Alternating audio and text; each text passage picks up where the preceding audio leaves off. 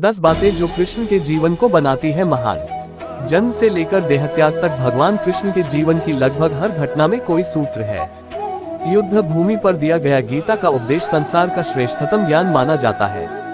Management master कहें या जगत गुरु, गिरधारी कहें या रणछोड़, भगवान कृष्ण के जितने नाम है उतनी कहानियां। जीवन जीने के तरीके को अगर किसी ने परिभाषित किया है तो वो कृष्ण है। कर्म से होकर परमात्मा तक जाने वाले मार्ग को उन्हीं ने बताया है।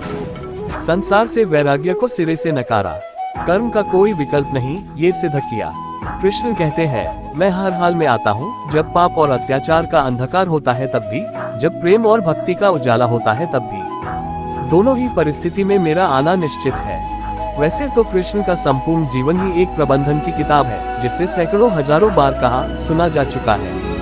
कुरुक्षेत्र में दो सेनाओं के बीच खड़े होकर भारी तनाव के समय कृष्ण ने अर्जुन को जो ज्ञान दिया वो दुनिया का श्रेष्ठतम ज्ञान है। गीता का जन्म युद्ध के मैदान में दो सेनाओं के बीच हुआ।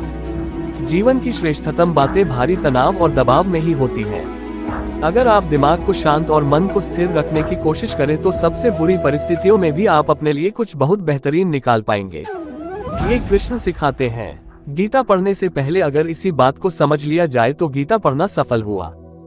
कृष्ण का जीवन ऐसी ही बातों से भरा पड़ा है, जरूरत है नजरिए की। उनका जीवन आपके लिए मोयथोलॉजी का एक हिस्सा मात्र भी हो सकता है और आपका पूरा जीवन बदलकर रख देने वाला ज्ञान भी। आवश्यकता हमारी है, हम उनके जीवन से लेना क्या चाहते हैं। कृष्ण मात्र कथाओं में पढ़ा या सुना जाने वाला पात्र नहीं है, वो चरित्र और व्यवहार में उतारे जाने वाले देवता हैं। कृष्ण से सीखें कैसे जीवन को श्रेष्ठ बनाया जाए। 10 बातें हैं जो अगर व्यवहार में उतार ली तो सफलता निश्चित मिलेगी। 1. शुरू से अंत तक जीवन संघर्ष ही है। कारागृह में जन्मे कृष्ण पैदा होते ही रात में यमुना पार कर गोकुल ले जाया गया। तीसरे दिन पुतना मारने आ गई। यहाँ से शुरू हुआ संघर्ष देह त्यागने से पहले द्वारिका डुबोने तक रहा। कृष्ण का जीवन कहता है, आप कोई भी हो, संसार में आए हैं तो संघर्ष हमेशा रहेगा। मानव जीवन में आकर परमात्मा भी सांसारिक चुनौतियों से बच नहीं सकता। कृष्ण ने कभी किसी बात की शिकायत नहीं की, हर परिस्थिति को जिया और जीता। कृष्ण कहते हैं, परिस्थितियों से भागो मत, उसके सामने डटकर खड़े हो जाओ, क्योंकि कर्म करना ही मानव जीवन का पहला कर्तव्य है। हम कर्मों से ही परेशानियों से जीत सकते हैं। 2. स्वस्थ शरीर से ही विजय है। कृष्ण का बचपन माखन मिश्री खाते हुए गुजरा। आज भी भोग लगाते हैं हम, लेकिन ये संकेत कुछ और है। आहार अच्छा हो, शुद्ध हो, बल देने वाला हो। बचपन में शरीर को अच्छा आहार मिलेगा तो ही इंसान युवा होकर वीर बनेगा। शरीर को स्वस्थ रखना है तो बचपन से ध्यान देने की जरूरत है। ये पेरेंटिंग के दौर से गुजर रहे युवाओं के लिए बड़ा मैसेज है। अपने बच्चों को ऐसा खाना दें जो उनको बल दे। सिर्फ स्वाद के लिए ही ना खिलाएं, तभी वे बड़े होकर स्वयं को और समाज को सही दिशा में ले जा पाएंगे। 3. पढ़ाई किताबी ना हो, रचनात्मक हो। कृष्ण ने अपनी शिक्षा मध्य प्रदेश के उज्जैन में सांदीपनी ऋषि के आश्रम में रहकर पूरी की थी। कहा जाता है 64 दिन में उन्होंने 64 कलाओं का ज्ञान हासिल कर लिया था। वैदिक ज्ञान के अलावा उन्होंने कलाएं सीखी। शिक्षा ऐसी ही होनी चाहिए जो हमारे व्यक्तित्व का रचनात्मक विकास करे। संगीत, नृत्य, युद्ध सहित 64 कलाओं कृष्ण के व्यक्तित्व का हिस्सा है। बच्चों में कोरा ज्ञान ना भरें, उनकी रचनात्मकता को नए आयाम मिले, ऐसी शिक्षा व्यवस्था हो। 4. रिश्तों से ही जीवन है, बिना रिश्तों के कुछ नहीं। कृष्ण ने जीवन भर कभी उन लोगों का साथ नहीं छोड़ा जिनको मन से अपना माना। अर्जुन से वे युवावस्था में मिले, ऐसा महाभारत कहती है, लेकिन अर्जुन से उनका रिश्ता हमेशा मन का रहा। सुदामा हो या उद्धव, कृष्ण ने जिसे अपना मान लिया उसका साथ जीवन भर दिया। रिश्तों के लिए कृष्ण ने कई लड़ाइयां लड़ी और रिश्तों से ही कई लड़ाइयां जीती। उनका सीधा संदेश है, सांसारिक इंसान की सबसे बड़ी धरोहर रिश्ते ही हैं। अगर किसी के पास रिश्तों का थाती नहीं है तो वो इंसान संसार के लिए गैर जरूरी है। इसलिए अपने रिश्तों को दिल से जिएं, दिमाग से नहीं। 5. नारी का सम्मान समाज के लिए जरूरी। राक्षस नरकासुर का आतंक था।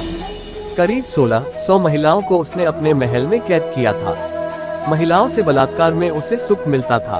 कृष्ण ने उसे मारा, सभी महिलाओं को मुक्त कराया, लेकिन सामाजिक कुरीतियां तब भी थीं। उन महिलाओं को अपनाने वाला कोई नहीं था। खुद उनके घर वालों ने उन्हें दूषित मानकर त्याग दिया। ऐसे में कृष्ण आगे आए, सभी 16,100 महिलाओं को अपनी पत्नी का दर्जा दिया।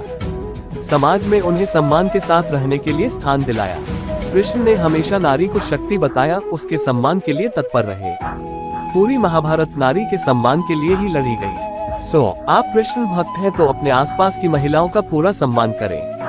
कृष्ण की कृपा पाने का ये सरलतम मार्ग है। 6. आपके मतभेद अगली पीढ़ी के लिए बाधा न बने। कम ही लोग जानते हैं कि जिस दुर्योधन के खिलाफ कृष्ण ने आजीवन पांडवों का साथ दिया, उसकी मौत का कारण भी कृष्ण की कूटनीति बनी। वही दुर्योधन रिश्ते में कृष्ण का समधी भी था। कृष्ण के पुत्र सांब ने दुर्योधन की बेटी लक्ष्मणा का अपहरण करके उससे विवाह किया था, क्योंकि लक्ष्मणा सांब से विवाह करना चाहती थी, लेकिन दुर्योधन खिलाफ था। सांब को कौरवों ने बंदी भी बनाया था। तब कृष्ण ने दुर्योधन को समझाया था कि हमारे मतभेद अपनी जगह हैं, लेकिन हमारे विचार हमारे बच्चों के भविष्य में बाधा नहीं बनने चाहिए। दो परिवारों के आपसी झगड़े में बच्चों के प्रेम की बलि ना चढ़ाई जाए। कृष्ण ने लक्ष्मणा को पूरे सम्मान के साथ अपने यहाँ रखा। दुर्योधन से उनका मतभेद हमेशा रहा, लेकिन उन्होंने उसका प्रभाव कभी लक्ष्मणा और सांब की गृहस्थी पर नहीं पड़ने दिया। 7. शांति का मार्ग ही विकास का रास्ता है। कृष्ण ने महाभारत युद्ध के पहले शांति से समझौता करने के लिए पांडवों और कौरवों के बीच मध्यस्थता की। हालांकि दोनों ही पक्ष युद्ध लड़ने के लिए आतुर थे, लेकिन कृष्ण ने हमेशा चाहा कि कैसे भी युद्ध टल जाए। झगड़ों से कभी समस्याओं का समाधान नहीं होता है।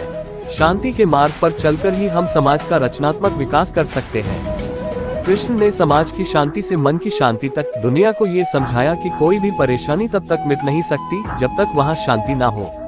फिर चाहे वो समाज हो या हमारा खुद का मन, शांति से ही सुख मिल सकता है, साधनों से नहीं।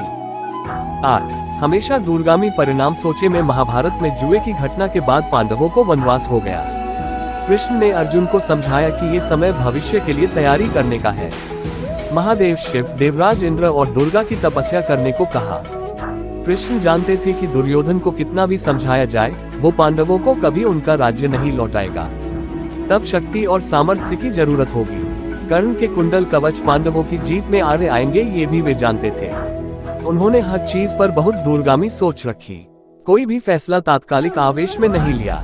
हर चीज के लिए आने वाली पीढ़ियों तक का सोचा। यही सोच समाज का निर्माण करती है। 9. हर परिस्थिति में मन शांत और दिमाग स्थिर रहे। पांडवों के राजसूय यज्ञ में शिशुपाल कृष्ण को अपशब्द कहता रहा। छोटा भाई था लेकिन मर्यादाएं तोड़ दी।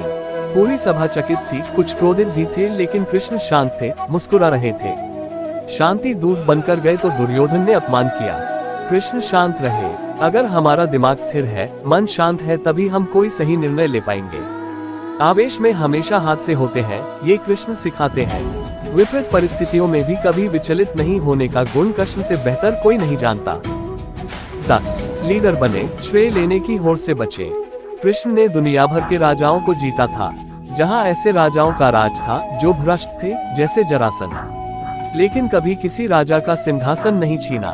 कृष्ण के पूरे जीवन में कभी ऐसा नहीं हुआ कि उन्होंने किसी राजा को मारकर उसका शासन खुद लिया हो। जरासंध को मारकर उसके बेटे को राजा बनाया, जो चरित्र का अच्छा था।